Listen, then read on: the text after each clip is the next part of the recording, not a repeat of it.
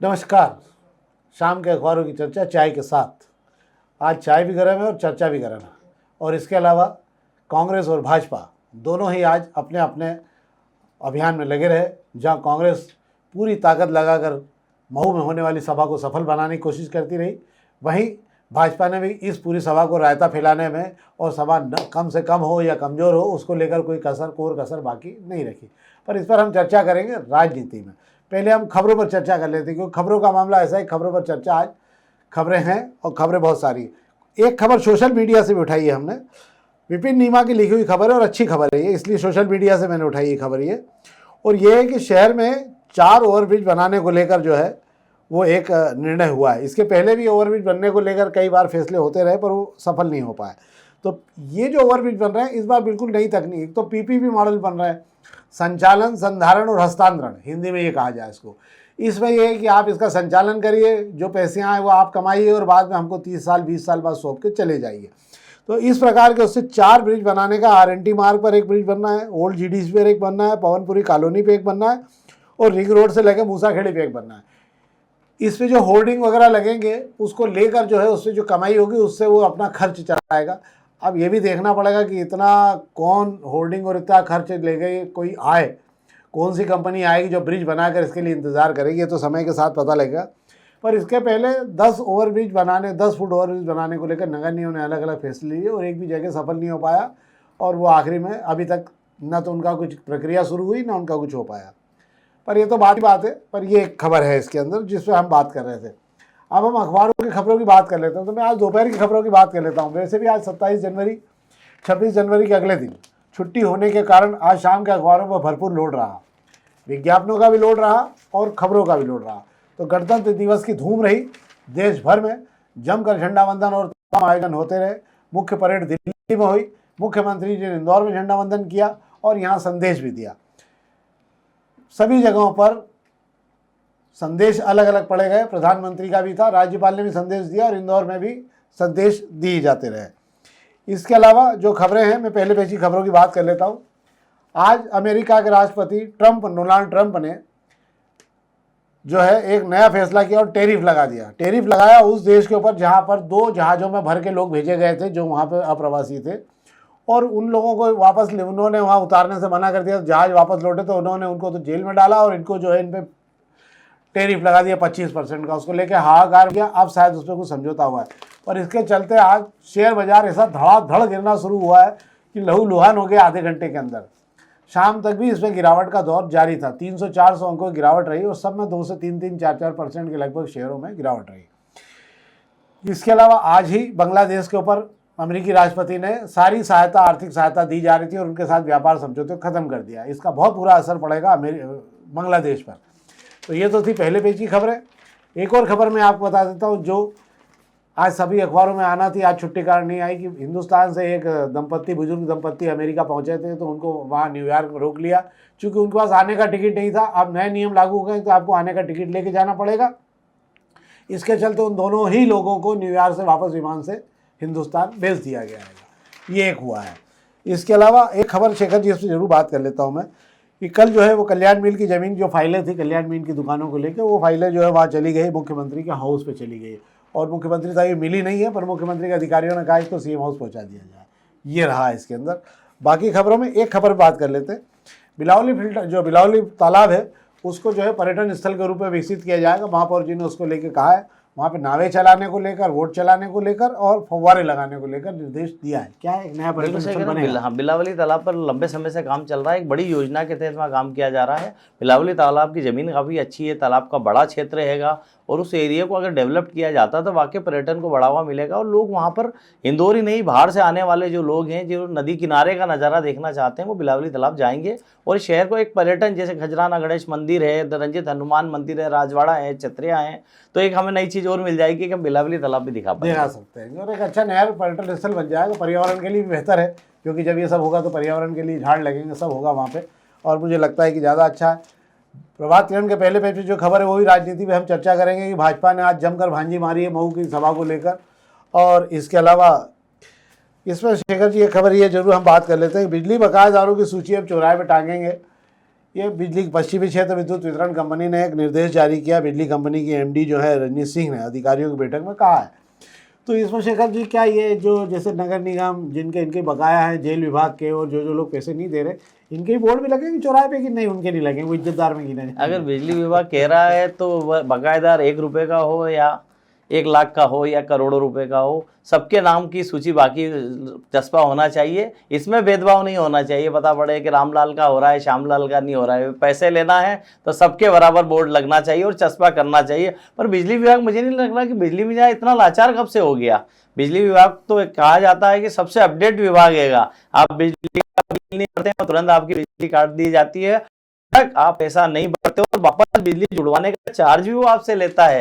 पर आज क्या स्थिति आ पड़ी है कि उन्होंने बकायेदारों की सूची चस्पा करना पड़ रही है कि नगर निगम की तर्ज पर। इसमें एक और बात भी है ना कि आपसे सुरक्षा निधि भी ली जाती है। हाँ। वहाँ 2 से 3 महीने का पैसा आपका जमा रहता है जी। इसके बाद भी बिजली काट के पैसा जमा किया जा रहा है। मुझे लगता है सबसे पहले तो जेल विभाग की और इनकी बत्ती काटना चाहिए, ताकि यहाँ का पैसा जमा नहीं हो रहा तो कम से कम ये स्थिति बन जाए। अब अग्निबाण की खबरों की बात कर लेते हैं हम। तो अग्निबाण में भी आज रैली और उसको लेकर है, राहुल की बीमार हो गए और प्रियंका नहीं आएंगी, खबरें हैं। बाकी इसमें सब सामान्य खबरें हैं जो दूसरे अखबारों में भी हैं। ड्राई डे पर छलक रहे थे जाम, आबकारी विभाग ने कई जगह कार्रवाई की। और इसके अलावा डेकी की दीवार के यहाँ से कपड़े चुरा के ले आई थी महिला, उसको पकड़ा है। हाँ, ये खबर पे अब बात कर रहे थे शेखर जी। एक तो आज से पटवारी 3 दिन की हड़ताल पे हैं शेखर जी। ये अपने पटवारी नहीं है, जीतू पटवारी नहीं, दूसरे पटवारी है। ये छोट नगर का काम नहीं है, सरकार का काम। जमीनों की नफ्ती जो करते हैं। हाँ, क्योंकि आज राजनीति की नफ्ती तो आज पटवारी ने करवा दी अच्छी खासी। और इंदौर अहमदाबाद रोड जो है, ये एक और नया रोड बन रहा है आप शहर के लिए भी अच्छी बात है ये। और ये हाथोद के पास से निकलेगा और सीधा जाके वहाँ चिंतामन गले से निकलेगा। इसका काम शुरू हो गया है इस रोड का। इसको 6 लेन बनाने का, 4 लेन बनाने का रोड है ये, उसका काम शुरू हो गया। इसके बनने से क्या लाभ होगा? बिल्कुल अच्छा बोल रहे हैं आपके। उज्जैन रोड का जो ट्रैफिक का लोड बढ़ेगा, अगर एक और रोड बन जाता है और जिस तरीके से इंदौर उज्जैन के बीच में बसाहट हो रही है, उसके बाद में एक नया रोड 4 लेन जो मिल जाएगा हाथोद तरफ से निकल के इंदौर अहमदाबाद हाईवे से जोड़ने की जो बात कही जा रही है, अच्छा इंदौर के लिए अच्छा है। इंदौर में अभी जिस तरीके से आइडिया अहिल्या पथ लाया है उस तरफ, और बसाहट उस तरफ बढ़ाने की कोशिश की जा रही है, उसके अंदर ये रोड मुझे लगता है काफ़ी सुविधाजनक है। एक नया रोड भी मिल जाएगा शहर को, और इसके आसपास इंडस्ट्रियल एरिया भी बसेगा तो कम से कम लोगों को व्यापार का और कारोबार मिलेगा। आज जेल से लंबे समय बाद जो हत्या के और तमाम कैदी जो लंबी सजा भोग चुके हैं, आज उनको छोड़ा गया और उनके परिजन उनको लेने आए थे। बड़ा भावुक दृश्य था। ये भी अखबारों में खबर है सब जगह पर। और मुख्यमंत्री की विदेश यात्रा के बाद होगा इंदौर का फैसला। हम फिर वहीं पड़े हुए हैं अपनी बात पर कि इंदौर का फैसला जो है अंततः जब प्रदेश अध्यक्ष बनेगा उसके बाद ही होगा। पर सबके अपने अपने सोर्स हैं और अपने अपने सूत्र हैं। तो ये तो थी खबरें वो वाली जो अखबारों में थी। अब हम बात करना चाहेंगे शेखर जी। आज शेखर जी गए थे महू की पूरी राहुल गांधी की रैली देखी है, और भाजपा ने कैसे कैसे भांजी मारी है इस पूरे प्रोग्राम को मतलब बिगाड़ने को लेकर, और जिस प्रकार की राजनीति वहाँ होती रही है। हालांकि राहुल गांधी का एक बोला हुआ वक्तव्य जो है वो तकलीफदायक था कि सारे मीडिया को उन्होंने एक ही लकड़ी से हाँक दिया, वो भी गलत था। पर मुझे ऐसा लगता है कि आज जो सभा हुई है वो अपने स्तर पर अपनी जगह थी, और भाजपा ने भी एक सभा मुख्यमंत्री की रख ली थी अचानक ये प्रोग्राम बनाकर, ताकि इस प्रोग्राम को बिगाड़ा जा सके। और बसें सब जब्ती करके बसें शायद इधर उधर कुछ कर ली थी। क्या रहा शेखर जी, और कार्यक्रम कैसा रहा? बिल्कुल आप सही कह रहे हैं। इंदौर में आज भाजपा और कांग्रेस दोनों ने सियासत को इतना गर्म कर दिया कि शहर आज सियासत में ही उलझ के रह गया। सुबह से हम देख रहे हैं एक सभा मुख्यमंत्री शिवराज मोहन यादव की हुई है गांधीनगर में, जहां 3 डोम लगाए गए थे बड़े बड़े। वो 3 ही डोम राहुल गांधी की सभा में महू में भी लगाए गए थे। एक सिमिलरिटी है। और इसमें कुछ लोग हमें ऐसे भी मिले हैं जिन्होंने दोनों तरफ डोम लगाने का ही काम किया। उन्हें उससे कोई मतलब नहीं है कि वो भाजपा का डोम है कि कांग्रेस का डोम है। वे सिर्फ अपनी मजदूरी करने आए थे और उन्होंने अपना काम कर दिया। बात कर ली जाए भीड़ की, बात कर ली जाए, दोनों चूंकि सियासी मजमा था तो भीड़ जुटाना था, ताकत दिखानी थी। दोनों तरफ भीड़ जुटी, दोनों के पंडाल भर गए, दोनों के मैदान भर गए, और दोनों संतुष्ट हो गए कि हमारे यहाँ भी भीड़ हो गई। पर इस भीड़ को जुड़ाने की बड़ी दिलचस्प कहानी ये होती है कि अब भीड़ जो होती है वो किसी पार्टी की नहीं होती है, जो पहले आया उसके साथ चल देती हैगी।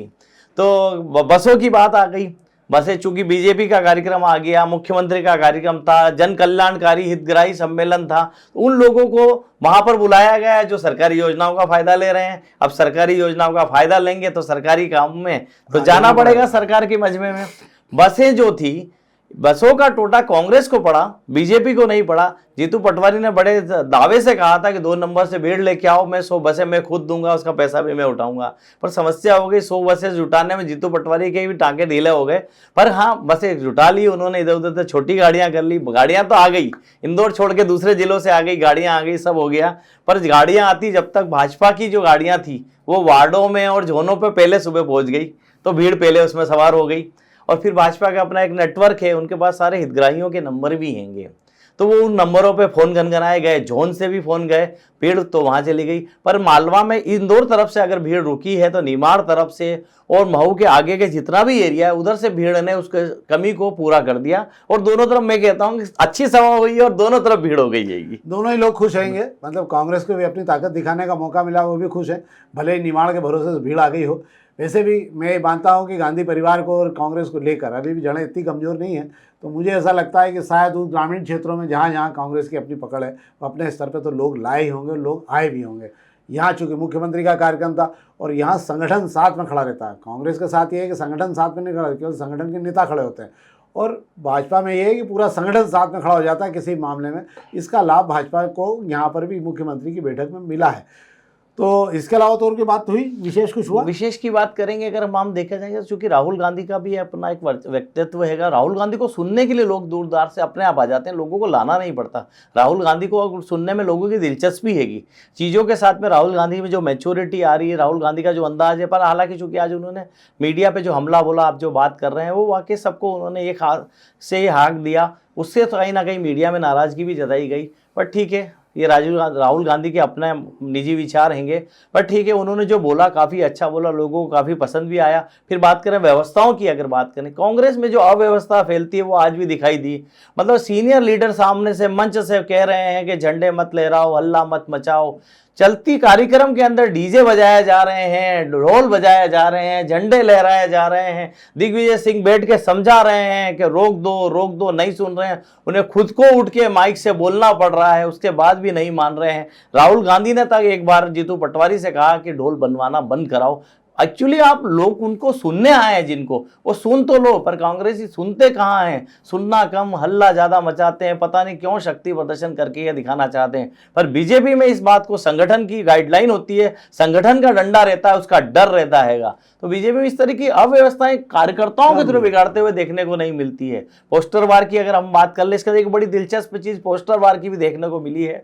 चूंकि राहुल गांधी आए थे और राहुल गांधी के साथ में देश भर से पूरा कांग्रेस का मजमा आ गया था, क्योंकि जय भीम, जय बापू, जय संविधान यात्रा जो है राहुल गांधी देश के अलग अलग जगहों पर कर रहे हैं। तो जहां पर पूरी कांग्रेस और कांग्रेस से जुड़े मुख्यमंत्री वगैरह सब पहुंचते हैंगे। इंदौर में भी ऐसा मजमा होगा, सारे इंदौर आए, इंदौर से सब महू गए हैं, क्योंकि महू में रुकने का इंतजाम नहीं था, सब इंदौर ही ठहरे। पर भाई साहब, कितनी बड़ी बात है कि कांग्रेसियों को शहर में कांग्रेसियों ने रिस्क नहीं उठाई, जोखिम नहीं लिया और पैसा भी खर्च नहीं किया कि इंदौर में होर्डिंग पोस्टर लगाने का कोई मतलब नहीं है। यहाँ होर्डिंग पोस्टर यूं लगा, नगर निगम की गाड़ी पीछे से तैयार है उसको उतारने के लिए। तो कांग्रेसियों ने पूरी जो ताकत थी वो महू में लगाई है। राऊ से लेकर महू तक जो पार्ट डाला, जितने होर्डिंग इंदौर में लगने थे उसकी भी भरपाई उन्होंने वहां कर दी है। इंदौर के नेताओं को तो ढूंढे जगह नहीं मिल पाई है वहां पे कि किस तरीके से लगाएं। इस बार होर्डिंग में एक अच्छी चीज देखने को मिली है कि इंदौर में जो है साउथ पैटर्न पर होर्डिंग लगाए गए हैं, 30-30 फीट के कटआउट लगा दिए गए हैं। और साउथ में जिस तरीके से चक्रा स्टाइल में, राखी की तरह चक्रा स्टाइल में होर्डिंग लगते हैं सड़कों पर, वो होर्डिंगों पे हमको देखने को मिलेंगे। तो ये तो रहा। तो राजनीतिक चर्चा वैसे भी कहते हैं ना कि ढोल और ढोल एक साथ पहुंच गए हैं। क्या होता है जब नहीं समझा आदमी तो उसको कहना पड़ता है ये ढोल है यार, ये समझता नहीं है। तो तुलसीदास जी ने कहा है ना, हमने नहीं कहा, मतलब तुलसीदास जी ने कहा, एक पति अपनी पत्नी को समझा रहा था कि तुलसीदास जी ने कहा ढोल गंवार शूद्र पशु नारी सकल ताड़ना के अधिकारी, इनको पीटना चाहिए। उनने कहा, तुलसीदास जी ने ये कहा कि मैं बोले ये पति ने समझाया पत्नी को कि इसको पीटना चाहिए। तो पति ने कहा बिल्कुल सही कहा तुलसीदास जी ने, उन्होंने बिल्कुल सही कहा, क्योंकि इसमें एक जगह मैं हूँ, 4 जगह आप हैं। मतलब केवल जो ढोल गंवार शूद्र पशु ये सब 4 जगह आप और एक जगह मैं हूँ, तो इसमें कोई फ़र्क नहीं पड़ता है। पर ढोल को ढोल की भाषा में ही समझाना पड़ता है, इसलिए जो है इस प्रकार के आयोजनों में दिक्कत होती है। पर अभी कांग्रेस में बहुत ज़रूरत है खासकर संगठन के आदेश मानने की और संगठन के निर्देश पर काम करने की। लोग अपने आप से अपने नेता के आगे किसी की सुनते नहीं आएंगे। और आज फिर भी निश्चित रूप से आयोजन दोनों ही रहे शहर में, और शहर पूरा राजनीतिकमय रहा। ये तो थी हमारी राजनीतिक चर्चा। हम चाहेंगे कि आप कृपा करके इस कार्यक्रम को अधिक से अधिक लोगों तक पहुंचाएं और अधिक से अधिक लोगों के हाथों तक पहुंचे, ताकि हम इसे अधिक से अधिक सुधार सकें। बहुत बहुत धन्यवाद।